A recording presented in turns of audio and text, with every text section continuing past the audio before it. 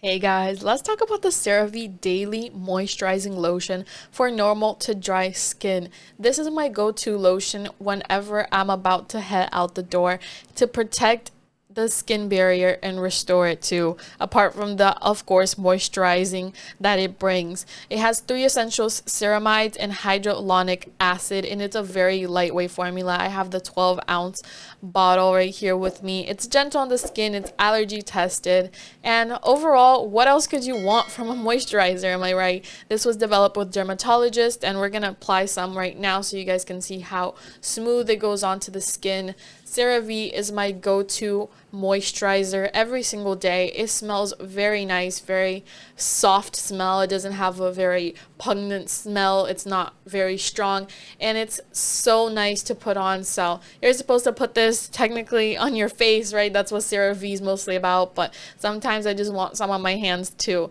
It's a daily moisturizing lotion, so you can apply this on the daily, in the morning, at night, when you go to bed. It's just great to keep that hydration to your skin, and it just works 10 out of 10 for me.